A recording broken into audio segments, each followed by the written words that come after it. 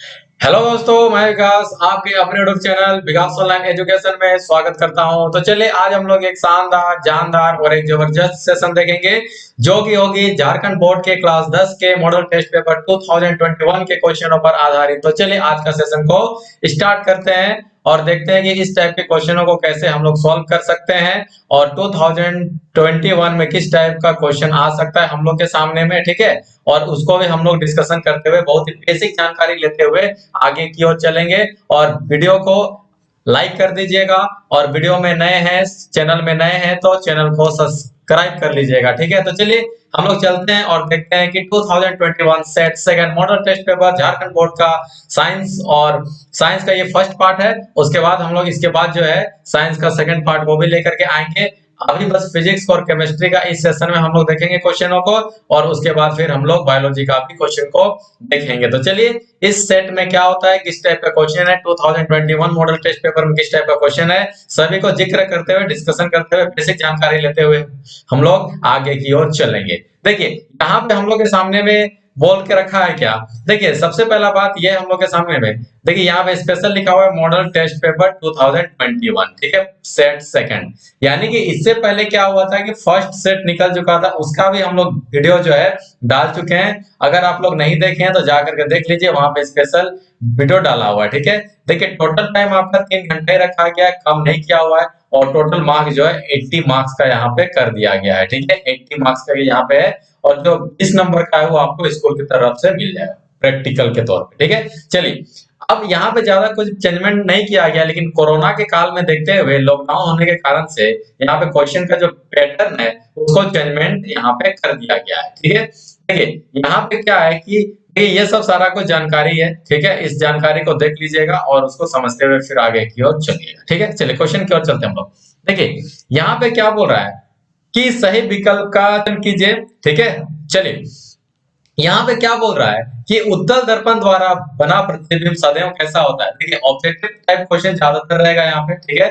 चलिए यहाँ पे फर्स्ट क्वेश्चन क्या बोल रहा है कि उत्तल दर्पण द्वारा बना प्रतिबिंब सदैव होता है, सदैव।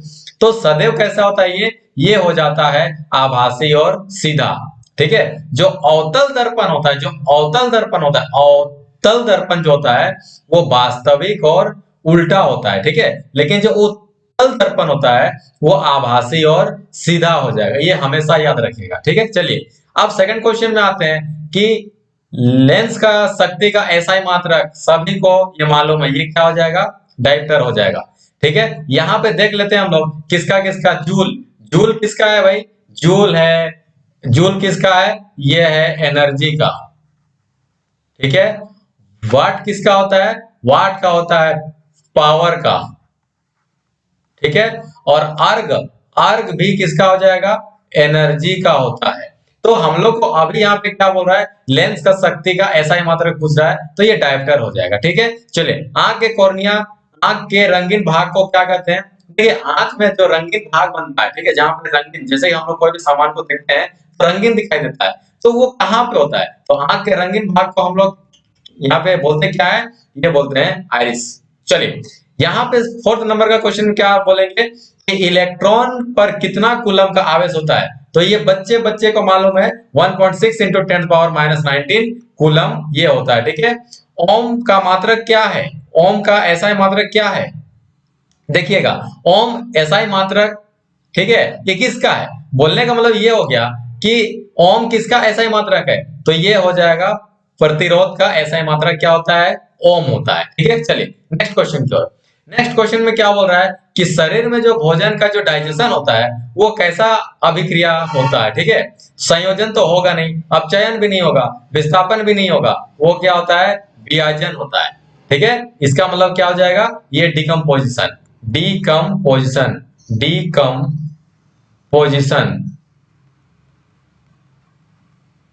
ठीक है। इसका मतलब होता है सड़ना, आएगा समझ में। चलिए अम्ल में जल घुलनशील क्षारक ये क्या कहलाता है, तो ये कहलाता है क्षार, यानी कि अल्कली, अल्कली, ओके। चलिए नेक्स्ट क्वेश्चन।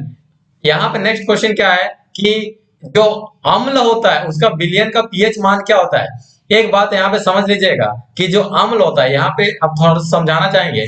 जैसे कि ये हो गया मेरा 0, ठीक है, और यहाँ पे हो गया मेरा 7 और ये हो जाएगा मेरा 14, ठीक है। चलिए, तो अगर मेरा 7 पे कोई किसी भी सामान का किसी भी चीज का पीएच मान अगर 7 से कम होगा, 7 से अगर कम होता है तो वो क्या होता है, एसिड होता है, वो क्या हो जाएगा, एसिड। और 7 से ज्यादा हो जाएगा तो वो क्या होता है, बेस। बोलने का मतलब क्या हो गया कि अम्ल बनने के लिए पीएच मान क्या होना चाहिए, 7 से कम होना चाहिए, तो ये बन जाएगा अम्ल, ठीक है। और 7 से अगर जितना ज्यादा होगा तो वो होता है बेस, ठीक है। चलिए, तो यहाँ पे अम्ल का पीएच मान क्या होगा, 7 तो होगा नहीं, और जब 7 हो जाएगा टोटल तो ये अम्ल भी नहीं होगा ना बेस होगा, ठीक है। ये क्या होता है, न्यूट्रल हो जाएगा, जैसे कि वाटर। तो जब पानी को पिएंगे तो पानी का पीएच मान क्या होता है, 7 होता है, क्योंकि वो अम्ल भी नहीं होता है, क्षार भी नहीं होता है, ठीक है। तो पानी का पीएच मान कितना हो जाएगा, 7। यहाँ पे क्वेश्चन में समझ में आ गया होगा कि अम्ल का पीएच मान क्या हो जाएगा, 7 से कम हो जाएगा। यहाँ तक कोई दिक्कत? कौन सा धातु कमरे के तापमान लिक्विड होता है, लिक्विड के रूप में होता है, तो ये सबको मालूम है, क्या, मरकरी। चलिए, निम्नलिखित में कौन असंतृप्त हाइड्रोकार्बन है, असंतृप्त। यहाँ पे दो तरह का होगा, ठीक है। यहाँ पे क्या होगा, दो तरह का संतृप्त और असंतृप्त हाइड्रोकार्बन होता है। हम यहाँ पे बताना चाहेंगे जो संतृप्त हाइड्रोकार्बन होता है वो सिंगल बंधन द्वारा बंधा हुआ रहता है, ठीक है। और जो असंतृप्त हाइड्रोकार्बन होता है वो या तो डबल बॉन्ड या तो ट्रिपल बॉन्ड के द्वारा वो बंधा हुआ रहेगा, ठीक है। और इसका फॉर्मूला यहाँ पे क्या होगा, इसका फॉर्मूला होगा CnH2n प्लस 2, ठीक है। और असंतृप्त का क्या हो जाएगा, CnH2n, या फिर ये क्या होगा, CnH2n माइनस 2। आई बात समझ में? तो यहाँ पे पूरा डिटेल्स में जानकारी दिया जा रहा है। अगर देखिए, दो चीजें यहाँ पे, एक हो जाता है संतृप्त और एक हो जाएगा असंतृप्त हाइड्रोकार्बन। संतृप्त हाइड्रोकार्बन में सिंगल बंधन द्वारा ये बंधा होता है, और असंतृप्त हाइड्रोकार्बन में या तो डबल बॉन्ड होगा या तो ट्रिपल बॉन्ड होगा, ठीक है। चलिए, तो अभी क्वेश्चन में क्या बोल रहा है, यहाँ पे असंतृप्त हाइड्रोकार्बन बोल रहा है, तो ध्यान दिया जाए। यहाँ पे देखिए सेकंड नंबर में C4H10 है, ठीक है। इसका मतलब 4 दूना 8, 8 और 2 10, यानी कि जितना कार्बन उससे हाइड्रोजन 2 गुना से 2 अधिक, तो ये तो नहीं होगा, ये चला गया सिंगल बॉन्ड में। CH4 ये भी नहीं होगा, सिंगल बॉन्ड है। और 6 दूना 12 तो 14, ये भी सिंगल बॉन्ड है। देखिएगा यहाँ पे C2H4 यानी कि डबल बॉन्ड है, ये हो जाएगा हम लोग का असंतृप्त हाइड्रोकार्बन, ठीक है। चलिए, रिक्त स्थानों की पूर्ति उपयुक्त शब्दों द्वारा कीजिए। जो व्यक्ति दूर की वस्तुओं को साफ नहीं देख सकता उसे, ध्यान दीजिएगा, जो व्यक्ति दूर की वस्तु को साफ नहीं देख सकता उसे उसे कौन सा लेंस का उपयोग करना चाहिए, उसे करना चाहिए अवतल लेंस, ठीक है, अवतल लेंस, ठीक है ना। इसका मतलब क्या हो गया, इसको निकट दृष्टि दोष है, क्योंकि निकट दृष्टि दोष में क्या होता है कि निकट का वस्तु को देख सकता है लेकिन दूर का वस्तु को वो नहीं देख सकता, ठीक है। और दूर दृष्टि दोष में क्या होता है, दूर का वस्तु को देख सकता है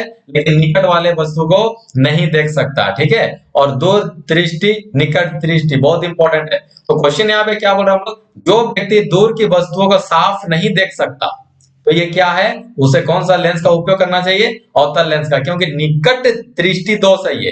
तो निकट दृष्टि दोष में निकट का वस्तु को हम लोग देख सकते हैं किंतु दूर का वस्तु को स्पष्ट नहीं देख सकते हैं, तो इसमें क्या होगा, अवतल लेंस का उपयोग करना चाहिए, ठीक है। चलिए नेक्स्ट क्वेश्चन पर चलते हैं। नेक्स्ट क्वेश्चन हम लोग के सामने में आ चुका है। देखिए, यहाँ पे क्या होता है कि कोई भी कंडक्टर में बहने वाली धारा खालिस्तान के समानुपाती होता है, तो ये क्या हो जाएगा, यहाँ पे हो जाएगा विभवांतर, विभवांतर। इसका मतलब क्या हो गया, ये कहां से आ रहा है, ये आ रहा है ओम का नियम से। ओम का नियम से हम लोग यहाँ पे देख लेंगे क्या होता है। ओम का नियम क्या बोलता है कि स्थिर तापमान पर किसी भी चालक से बहने वाली धारा उसके विभवांतर का क्या होता है, समानुपाती होता है। तो यही कारण है हम लोग का I समानुपाती क्या हो जाएगा, V। और क्वेश्चन में क्या बोल रहा है कि बहने वाली धारा, धारा किसका समानुपाती होगा, विभवांतर का समानुपाती हो जाएगा। आई बात समझ में? चलिए यहाँ पे नेक्स्ट क्वेश्चन क्या बोल रहा है, उपचयन एक क्रिया है जिसमें ऑक्सीजन का अनुपात क्या होता है, ये क्या हो जाएगा, घट जाता है, घट जाता है, यानी कि रिड्यूस हो जाएगा, ये रिड्यूस हो जाएगा, डिक्रीज हो जाएगा, जिसको बोलते हैं हम लोग डिक्रीज, डिक्रीज यानी घट जाएगा। ठीक है, आयनिक यौगिक का गलनांक क्या होता है, आयनिक यौगिक, ठीक है, कोई भी आयनिक यौगिक का गलनांक क्या हो जाएगा, क्या होता है, वो ज्यादा होता है, यानी कि हाई होता है। ठीक है, चलिए, तो आयनिक यौगिक ध्यान से समझिएगा, जितना भी आयनिक यौगिक है उन लोग का गलनांक क्या होता है, ज्यादा हो जाएगा। ठीक है, ज्यादा होता है। ठीक है, इस बात को समझिएगा, यहाँ तो कोई दिक्कत नहीं ना। चलिए, अगर वीडियो अच्छा लग रहा होगा तो लाइक कर दीजिएगा और दोस्तों तक ज्यादा से ज्यादा शेयर कर दीजिए और इस वीडियो को वायरल कर दीजिए बिल्कुल अच्छे तरीके से और सभी दोस्तों तक पहुंचा दीजिए। और चैनल में नए हैं तो चैनल को सब्सक्राइब कर लीजिए, क्योंकि इस तरह का वीडियो हम लोग जो है लाते रहते हैं। ठीक है, चलिए, यहाँ पे नंबर 15 क्या है, क्वेश्चन क्या बोल रहा है हम लोग को, नंबर 15 में क्वेश्चन क्या बोल रहा है, क्वेश्चन हम लोग को बस इतना सा बोल रहा है, ध्यान से देखिएगा कि मोटर गाड़ियों के उत्तल दर्पण का उपयोग साइड मिरर के रूप में क्यों किया जाता है, साइड मिरर के रूप में क्यों किया जाता है। आप लोग गाड़ी चढ़े होंगे तो देखिएगा मोटर गाड़ी में या फिर कार गाड़ी में, चाहे कोई भी गाड़ी हो, ठीक है, चाहे 2 चक्का हो, चाहे 4 चक्का हो, चाहे 10 चक्का हो, चाहे कितनों भी चक्का हो, उसमें क्या रहता है, साइड मिरर के रूप में, साइड मिरर जान रहे हैं ना, जो कि साइड मिरर होता है, जो पीछे का चीज को देखने के लिए साइड मिरर लगाया जाता है। तो वहां पे क्या किया जाता है कि दर्पण का उपयोग साइड मिरर के रूप में किया जाता है। किस दर्पण का, उत्तल दर्पण का मिरर, उत्तल दर्पण का उपयोग साइड मिरर के रूप में किया जाता है। तो ऐसा क्यों किया जाता है, कारण बताइए बोल रहा है। तो यहाँ पे देखिए क्या बोल रहा है कि मोटर गाड़ियों में उत्तल दर्पण का उपयोग साइड मिरर के रूप में किया जाता है। ठीक है, इसका कारण क्या है कि जो उत्तल दर्पण में बड़ा प्रतिबिंब क्या होता है, आभासी होता है और सीधा होता है। पहला नंबर का क्वेश्चन क्या था कि उत्तल दर्पण में सदैव कैसा प्रतिबिंब बनता है, तो वहां पे क्या टिक लगाए थे आप लोग, सीधा लगाए थे ना। तो वही चीज यहाँ पर भी क्या है कि उत्तल दर्पण में जो भी प्रतिबिंब बनता है वो कैसा होता है, आभासी होता है और सीधा बनता है। और कितना साइज का बनता है, छोटा साइज का बनता है। ठीक है, इतना बात समझ में आ गया, जिसके कारण पीछे से आ रही यातायात, यानी पीछे से आने वाली गाड़ी का विस्तृत एरिया हम लोग को उस दर्पण में दिखाई देगा और चालक को मोटर गाड़ी चलाने में इससे सुविधा होगा। आएगा समझ में, बोलने का मतलब ये हो गया कि मोटर गाड़ियों में उत्तल दर्पण का उपयोग साइड मिरर के रूप में इसलिए किया जाता है क्योंकि क्योंकि उत्तल दर्पण में जो प्रतिबिंब बनता है वो क्या होता है, छोटा बनता है, सीधा बनता है और आभासी बनता है। ठीक है, जिसके कारण से जो पीछे से गाड़ी सब आएगा, ठीक है, जो भी पीछे से गाड़ी सब आएगा वो गाड़ी सभी पीछे से आने वाली जितना भी रोड है, रोड में जितना भी गाड़ी चल रहा है सभी गाड़ी आसानी से क्या होगा, उस दर्पण में साइड मिरर में दिखाई देगा। ठीक है, जिसके कारण से इसको लगाया जाता है। मान लीजिए कि उत्तल दर्पण के जगह पे अवतल दर्पण लगाया जाता तो क्या होता, होने से होता क्या कि इस दर्पण में क्या होता कि पीछे से आने वाली गाड़ी का साइज क्या बनता है, उसमें वास्तविक और उल्टा बनता है। हो गाड़ी का जो फिगर है वो उल्टा दिखाई देगा और उसमें बड़ा प्रतिबिंब दिखाई देता है। तो पूरा मिरर में उल्टा प्रतिबिंब बन जाएगा और ट्रैफिक का बहुत बड़ा क्षेत्र, यानी कि एक ही गाड़ी यहाँ पे दिखाई देगा तो पूरा रोड हमको दिखाई नहीं दे जाएगा, जिसके कारण से ड्राइवर को गाड़ी चलाने में दिक्कत होगा। यही कारण है कि उत्तल दर्पण का उपयोग जो है साइड मिरर के रूप में किया जाता है, क्योंकि वहां पे जो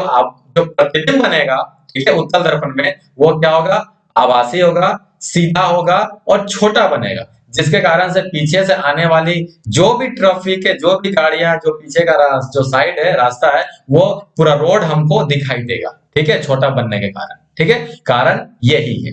ठीक, यहां से हमको एक दूसरा क्वेश्चन याद आता है, सेम टू सेम इसी टाइप का क्वेश्चन वहां पे आपको दिखाई देगा कि एम्बुलेंस का गाड़ी में उल्टा एम्बुलेंस क्यों लिखा रहता है।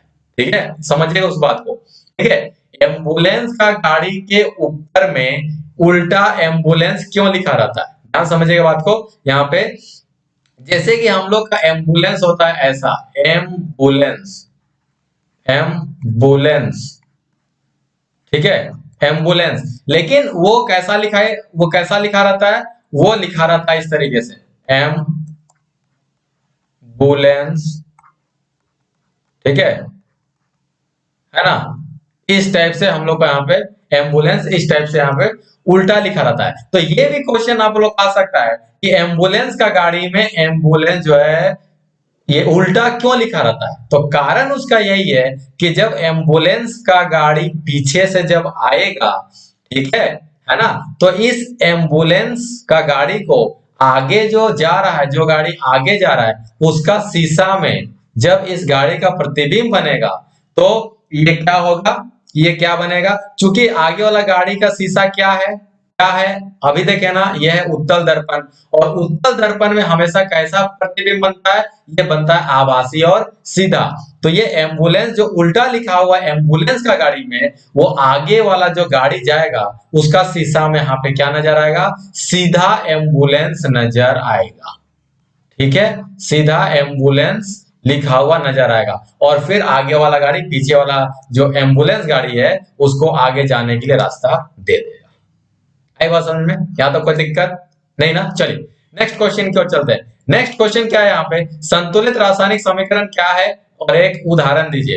देखिए यहाँ पे क्या होता है, संतुलित, संतुलित का मतलब क्या होता है, संतुलन यानी कि बैलेंस, बात तो समझिएगा, ठीक है। अगर वीडियो अच्छा लग रहा होगा तो लाइक कर दीजिए, ठीक है, और दोस्तों तक ज्यादा से ज्यादा शेयर कर दीजिए, और चैनल में नए हैं तो सब्सक्राइब कर लीजिए, क्योंकि पूरा आग लगाने वाला चैप्टर है, बिल्कुल आग लगाने वाला यहाँ पे जानकारी दिया जा रहा है। देखिए संतुलित जानकारी, संतुलित रासायनिक समीकरण क्या है, ध्यान से देखिएगा। संतुलन का मतलब क्या होता है, संतुलन का मतलब क्या होता है, एक किलो तराजू देखिए आप लोग, सिंपल सा हम एग्जांपल देना चाहेंगे, एक केजी तराजू देखिए, किलो तराजू, ठीक है। देखिएगा अगर मान लीजिए कि यहाँ पे किलो तराजू है, ठीक है, अगर यहाँ पे 2 केजी का रखें क्या वेट, तो इधर भी 2 किलो का ही रखना पड़ेगा आपको, तब जा करके यहाँ पे क्या होगा, क्या होगा, बैलेंस होगा। आई बात समझ में, तब जाकर के बैलेंस होगा। इसका मतलब ये हो गया, ठीक है, इसका मतलब ये हो गया कि अभिकारक के साइड और प्रतिफल के साइड दोनों तरफ परमाणुओं का संख्या अगर बराबर बराबर है, ठीक है, तो वो संतुलित समीकरण है। हम क्या बोले सुनाया, देखिए यहाँ पे क्या लिखा हुआ है, संतुलित रासायनिक समीकरण वह समीकरण है जिसमें अभिकारक तथा प्रतिफल दोनों तरफ के प्रत्येक प्रकार के परमाणुओं की संख्या क्या होती है, बराबर होती है, ठीक है। तो उसे क्या कहते हैं हम लोग, संतुलित रासायनिक समीकरण कहते हैं। यहाँ तो क्या दिक्कत है, देखिए एग्जांपल लिख रहे हैं, यहाँ पे एग्जांपल है क्या, 2H2 और ये O2। यहाँ पे देखिएगा ये बना क्या, जब रिएक्शन करेगा तो क्या बनेगा, 2H2O बनेगा। इसका मतलब हो गया, देखिए यहाँ पे ये वाला साइड को बोलते हैं अभिकारक साइड। जो भी अभिक्रिया में, अभिकारक जो भी अभिक्रिया में भाग लेगा, ठीक है, उस परमाणुओं को, उस पदार्थ को क्या बोलेंगे हम लोग, वहां पे बोलेंगे अभिकारक, अभिकारक। और जो नया पदार्थ बनेगा उसको बोलते हैं प्रतिफल, प्रतिफल। आई बात समझे। तो देखिए हाइड्रोजन और ऑक्सीजन क्या है, यहाँ पे अभिकारक है, क्योंकि इन लोग अभिक्रिया में भाग ले रहा है, और अभिक्रिया में भाग लेने के बाद ये क्या बन रहा है, ये बन रहा है प्रतिफल यानी H2O जल। तो अभिकारक में हाइड्रोजन का कितना है, हाइड्रोजन कितना है यहाँ पे 2 दूनी 4, और प्रतिफल में भी कितना है, हाइड्रोजन 2 दूनी 4, ऑक्सीजन कितना है अभिकारक में 2, ठीक है, और ऑक्सीजन कितना है प्रतिफल में 2। इसका मतलब क्या हो गया कि अभिकारक साइड और प्रतिफल साइड दोनों परमाणुओं की संख्या क्या है, बराबर है। इसका मतलब क्या हो गया, कैसा समीकरण है ये, संतुलित समीकरण है। और एक एग्जांपल लिखना चाहेंगे C+O2, ठीक है, ये क्या बन जाएगा, CO2। यहाँ पे कार्बन 1, यहाँ पर कार्बन 2, यहाँ पे ऑक्सीजन 2, यहाँ पर ऑक्सीजन 2, दोनों साइड क्या है, इक्वल है, तो क्या हो जाएगा, ये संतुलित समीकरण हो गया। यहाँ तो कोई दिक्कत नहीं ना है। अगर अच्छा लग रहा है तो लाइक कर दीजिए और दोस्तों तक शेयर कर दीजिए, और चैनल में नए हैं तो सब्सक्राइब कर लीजिए। चलिए नेक्स्ट क्वेश्चन की ओर चलते हैं। देखिए यहाँ पे क्या है, नेक्स्ट क्वेश्चन में नेत्र की समायोजन शक्ति से आपका क्या तात्पर्य है। इसका मतलब क्या हो गया, समायोजन शक्ति, आंख का समायोजन शक्ति क्या कहलाता है, कैसे आप इसका इसका मतलब क्या, इसका मीनिंग क्या समझते हैं। एक बात बताइए, अगर भगवान हम लोग को सिर्फ सामने देखने वाला चीज को बनाता, अगर हम लोग का आंख से सिर्फ सामने देख पाते तो ठीक रहता, नहीं रहता। अगर सिर्फ हम लोग दूर का वस्तु को सिर्फ देख पाते तो ठीक रहता, नहीं रहता। इसका मतलब ये हो गया दोनों ही केस में वो ठीक नहीं है। ठीक है, इसका मतलब ये हो गया कि आंख में समायोजन का शक्ति होना चाहिए। आई बात समझ में, कि आंख में क्या होना चाहिए, समायोजन का शक्ति होना चाहिए। इसका मतलब क्या होता है, इसका मतलब ये हो गया, समायोजन शक्ति का अर्थ ये है कि नेत्र का फोकस क्षमता को घटाकर या बढ़ाकर दूरवर्ती वस्तुओं, यानी दूर का वस्तुओं के साथ साथ निकटवर्ती वस्तुओं को भी देखने का क्या होना चाहिए, देख पाना या फिर देख सकना, यानी देखने की क्षमता, यही क्या कहलाता है, समायोजन शक्ति कहलाता है। समझ में आ गया मेरे रसगुल्लो?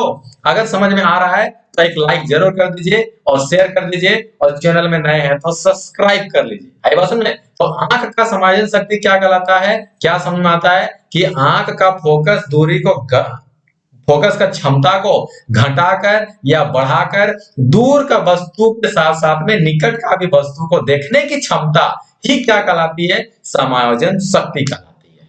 यहाँ तो कोई दिक्कत नहीं ना? चलिए अब आते हैं नेक्स्ट क्वेश्चन में, 18 नंबर में, जल की अनुपस्थिति में अम्ल का व्यवहार अम्लीय क्यों नहीं होता है। ठीक है, जल की अनुपस्थिति में अम्ल का व्यवहार अम्लीय क्यों नहीं होता है। ध्यान से समझिए, आंसर समझिएगा। मान लीजिए कि मेरा ये एक क्या है, बर्तन है। ठीक है, ये बर्तन है और यहां पर एक हम लोग क्या ले लिए, जल ले लिए। एक बर्तन में जल को यहां पे हम लोग ले लिए। ठीक है, अब यहाँ पे ये क्या है, अम्ल है, अम्ल है। ये क्या है, अम्ल है। ठीक है, और यहाँ पे क्या है, जल है। ठीक है, चलिए जल भी ले लेते हैं हम लोग, जल भी नीला, ठीक है, ब्लू है, पानी पानी पानी, चलिए ले लिए हम लोग। चलिए अब क्वेश्चन हम लोग को क्या बोल रहा है, क्वेश्चन हम लोग को ये बोल रहा है कि जल का अनुपस्थिति में अम्ल का व्यवहार अम्लीय क्यों नहीं होता। ये अम्ल है, लेकिन जब तक से पानी नहीं डालेंगे तब तक से अम्ल का व्यवहार अम्लीय क्यों नहीं होगा, क्यों नहीं होगा, अम्ल के व्यवहार अम्लीय क्यों नहीं होगा। अब जल का अनुपस्थिति में क्वेश्चन पूछ रहा है, जल की अनुपस्थिति में अम्ल का व्यवहार अम्लीय क्यों नहीं होता है। तो कारण इसका यही है कि देखिए जल में क्या होता है, जल में हाइड्रोजन आयन होता है। ठीक है, जल का फॉर्मूला क्या हो जाएगा, H2O, तो इसमें क्या हो जाएगा, हाइड्रोजन आयन होगा। और जब तक से ये हाइड्रोजन आयन इस अम्ल में नहीं मिलेगा तब तक से ये अम्लीयता का गुण नहीं दर्शाएगा। इसका मतलब क्या हो गया, हाइड्रोजन आयन ही अम्लीयता का गुण को दर्शाने के लिए रिस्पॉन्सिबल होता है। देखिए आंसर में देखिए, अब जल की अनुपस्थिति में अम्ल का व्यवहार अम्लीयता नहीं होता, क्योंकि जल में क्या होता है, हाइड्रोजन आयन होता है, और ये हाइड्रोजन आयन उस अम्ल में घुला नहीं होता है। ठीक है, इस अम्ल में अभी तक हाइड्रोजन आयन को नहीं घुलाए हैं, जिसके कारण से यहाँ पे अभी हाइड्रोजन आयन आया नहीं है, जिसके कारण से अम्लीयता का व्यवहार नहीं शो करेगा। आई बात समझे, हाइड्रोजन आयन ही अम्ल के अम्लीयता के व्यवहार का जिम्मेवार होता है। आई बात समझ में, अम्ल तो है लेकिन ये अम्लीयता शो नहीं कर रहा है, क्योंकि ये जब तक से जल नहीं मिलाएंगे तब तक से यहाँ पे हाइड्रोजन आयन नहीं आएगा, और हाइड्रोजन आयन नहीं मिलेगा तब तक से ये अम्लीयता शो नहीं करेगा। जैसे ही अम्लीयता शो करेगा, जैसे ही जल को मिलाएंगे तो हाइड्रोजन आयन आएगा, और हाइड्रोजन आयन के मिलने से ये अम्लीयता शो करेगा। अब समझ में आ गया बात? चलिए नेक्स्ट क्वेश्चन देखिए, ताजे दूध के पीएच का मान 6 होता है, दही बन जाने पर इसका पीएच मान में क्या परिवर्तन होगा। ध्यान देखिए, यहाँ पे क्वेश्चन क्या बोल रहा है कि ताजे दूध में पीएच का मान कितना होता है, 6, है ना। देखिए इसको पीएच मान याद करने का इसका तरीका है। ठीक है, दूध का पीएच मान, ठीक है, यहाँ पे इसका फुल फॉर्म होता है परसेंटेज ऑफ हाइड्रोजन। ठीक है, इसका फुल फॉर्म क्या हो जाएगा, परसेंटेज ऑफ हाइड्रोजन। चलिए तो ताजे दूध के पीएच मान कितना होता है, 6। इसका ट्रिक्स बताते हैं अभी हम आप लोगों को, ट्रिक्स ट्रिक्स बताते हैं, ट्रिक्स। ठीक है, दूध पियोगे तो 6 पैक बनेगा। आई बात समझ में, दूध पीने से क्या बनेगा, 6 पैक बनेगा। आई बात समझ में, तो दूध का पीएच मान कितना हो गया, दूध का पीएच मान हो जाएगा 6। क्वेश्चन क्या पूछा था, दूध का पीएच मान 6 होता है, लेकिन दही बन जाने पर पीएच मान में क्या परिवर्तन होगा। देखिए दूध का पीएच मान 6 होता है, किंतु दही बन जाने के बाद इसका पीएच मान क्या हो जाएगा, घट जाएगा। घट जाएगा इसका मतलब हो गया 6 से कम हो जाएगा, अर्थात अर्थात 6 से कम हो जाएगा और इसका अम्लीयता क्या हो जाएगा, बढ़ जाएगा। पीएच मान घटेगा, अम्लीयता बढ़ेगा। और ये किसके कारण होता है, इसका जिम्मेवार कौन हो जाएगा, लैक्टोबैसिलस जीवाणु जो दूध में होता है वही दही में परिवर्तन करता है और वही खट्टा उत्पन्न करने का भी काम वही करता है। आई बात समझ में। तो दूध का पीएच मान 6 होता है। ट्रिक्स क्या है, दूध पियोगे तो सिक्स पैक बनेगा, ठीक है। किंतु दही बन जाने के बाद पीएच मान क्या होता है, घट जाता है और घटने से क्या हो जाएगा, ये अम्लीयता बढ़ जाएगा। आई बात समझ में। और इसका जिम्मेवार कौन है, इसका जिम्मेवार है लैक्टोबैसिलस जीवाणु। यहाँ तो कोई दिक्कत है नहीं ना, या तो कोई डाउट है क्या, नहीं ना। चलिए नेक्स्ट क्वेश्चन की ओर चलते हैं हम लोग। नेक्स्ट क्वेश्चन हम लोग के सामने में आ चुका है और देखते हैं इसको कैसे हम लोग समझ सकते हैं। विद्युत हीटर का तापीय अवयव किस पदार्थ का बना था और क्यों। देखिए विद्युत हीटर का जो तापीय अवयव है वो है निक्रोम तार का बना होता है, क्योंकि निक्रोम तार का प्रतिरोध बहुत ही ज्यादा होता है, जिसके कारण से इसमें क्या होगा, जिसके कारण से जो ऊष्मा है वो उत्पन्न ज्यादा होगा। ठीक है, देखिएगा हीटर का तार, हीटर किससे बना होता है, निक्रोम तार से। निक्रोम तार का क्या होता है, कारण क्या है भाई, निक्रोम तार में प्रतिरोध का उच्च मात्रा होता है। और निक्रोम तार ही क्यों लगाया जाता है, देखिए क्वेश्चन में ये भी पूछ सकता है आप लोग को, हीटर का तार में निक्रोम तार का यूज क्यों किया जाता है, क्योंकि निक्रोम का तार में प्रतिरोध काफी ज्यादा में उच्च होता है और ये उच्च होने के कारण जब विद्युत धारा उससे गमन करेगी, ठीक है, उच्च प्रतिरोध होने के कारण उससे जब गमन करेगी विद्युत धारा तो ऊष्मा उच्च मात्रा में उत्पन्न करेगी। ठीक, चलिए सेकंड में आते हैं। यहां पे क्या बोल रहा है कि ओम का नियम के कथन में ताप क्यों अचर रहता है, ताप क्यों अचर रहता है। ठीक है, ओम का नियम में ताप नियत रखा जाता है क्योंकि किसी भी पदार्थ का जो प्रतिरोध होगा वो परिवर्तन होता है ताप के परिवर्तन से। जैसे ही तापमान परिवर्तन होगा प्रतिरोध भी परिवर्तन होगा। लेकिन ओम का नियम में तापमान क्यों क्या रहता है, नियत रहता है, स्थिर रहता है, कांस्टेंट रहता है। कारण क्या है, क्योंकि जैसे ही हम लोग तापमान को परिवर्तन कर देंगे तो इसका प्रतिरोध भी क्या हो जाएगा, परिवर्तन हो जाएगा। इसीलिए 0 डिग्री तापमान पे, 10 डिग्री, 20 डिग्री पे, अलग अलग तापमान पे प्रतिरोध भी यहाँ पे वो चेंजमेंट होते रहता है। ठीक है, चलिए और एक बात, यहाँ पे 19 नंबर का जो क्वेश्चन जो विद्युत का हीटर था, यहाँ से आप लोग को ये भी एक क्वेश्चन दे सकता है कि विद्युत बल्ब में कौन सा विद्युत बल्ब में कौन सा गैस भरा रहता है। ठीक है, विद्युत बल्ब में कौन सा गैस भरा रहता है, ठीक है, तो वो हो जाएगा नाइट्रोजन। ठीक है, वो क्या हो जाएगा, नाइट्रोजन गैस, नहीं तो हीलियम का गैस वहां पे भरा रहता है। और ये क्यों भरा रहता है, कारण क्या, ये क्यों भरा रहता है, क्योंकि ये अभिक्रियाशील नहीं है। ठीक है, ये दोनों अभिक्रियाशील नहीं है, आर्गन भी कहीं कहीं दे देता है। ठीक है, ये अभिक्रियाशील नहीं है, जिसके कारण से ये जो अंदर में धातु जो तंतु है, ठीक है, ये तंतु किसका बना होता है, ये तंतु बना रहता है टंगस्टन का। ठीक है ना, डब्लू। ठीक है, तो क्वेश्चन यहाँ पे क्या हो गया, 3 क्वेश्चन हो गया यहाँ से कि विद्युत बल्ब में कौन सा गैस भरा रहता है, या तो नाइट्रोजन, या तो हीलियम, या तो आर्गन, 3 गैस में कोई गैस। ठीक है, आप बोलेगा कि तंतु किसका बना रहता है, बल्ब का तंतु किससे बना रहता है, तो टंगस्टन हो जाएगा। तो टंगस्टन का सिंबल क्या हो जाता है, डब्लू। ठीक है, चलिए अब इसमें बोलेगा कि इसमें अभिक्रियाशील और क्रियाशील गैस क्यों भरा रहता है, नाइट्रोजन, हीलियम और आर्गन, ये तीनों में से कोई क्यों भरा रहता है। तो कारण इसका है कि ये भरने से अभिक्रियाशील नहीं है, अक्रियाशील है, जिसके कारण से इस बल्ब का जो तंतु है, तंतु बोले तो टंगस्टन है, इसका जो लाइफ है वो क्या हो जाता है, बढ़ जाता है। ठीक है, चलिए नेक्स्ट क्वेश्चन की ओर चलते हैं हम लोग। 20 नंबर का, विरंजक चूर्ण के 2 महत्वपूर्ण उपयोग लिखिए। ठीक है, और देखिए विरंजक चूर्ण का उपयोग हम लोग क्या जानते हैं, ये तो घर का एग्जांपल है, घर का क्वेश्चन है ये। ठीक है, तो आप लोग सभी को जानते हैं। चलिए यहाँ पे देखते हैं, गंदे कपड़े को साफ करने के लिए सभी को मालूम है ब्लीचिंग कारक के रूप में कॉटन उद्योगों में, कॉटन इंडस्ट्री में कॉटन का फैक्ट्री में इसको हम लोग यूज करते हैं। और जितने भी उद्योग है जैसे कि कागज यानी कि होता है पेपर फैक्ट्री, पेपर फैक्ट्री में भी ये ब्लीचिंग पाउडर CaOCl2 है ना, इसका इस्तेमाल किया जाता है। बोलिएगा सर ये पेपर फैक्ट्री में क्यों यूज किया जाता है? तो कारण इसका ये है कि पेपर जो आप लोग कॉपी जो लिखते हो, ठीक है, जैसे कि मान लिया जाए ये जो कॉपी है आप लोग के पास में, ये कॉपी है, तो कॉपी कैसा दिख रहा है? ये सफेद दिखाई दे रहा है, ठीक है, कॉपी सफेद दिखाई दे रहा है। लेकिन इस कॉपी का सफेदी के पीछे कारण क्या है? ठीक है, सफेदी के पीछे कारण है इसमें ब्लीचिंग पाउडर वहां पे यूज किया गया है। अब बोलेंगे सर सफेद क्यों करना होता है? तो देखिएगा जो पेपर होता है वो होता है, पेपर किससे बनता है? या तो घास से बनेगा, नहीं तो आपका जो ये रहता है गन्ना, है ना, तो इसका जब गन्ना से जब जूस निकाल दिया जाता है और जब जूस निकालने के बाद वो खोई बन जाता है, तो उस खोई से भी क्या बनाया जाता है? पेपर बनाया जाता है। और उस पेपर में, है ना, इसीलिए उसको सफेदी करने के लिए क्या डाला जाता है? ब्लीचिंग पाउडर CaOCl2 डाला जाता है, ठीक है, सफेदी करने की। आई बात समझे?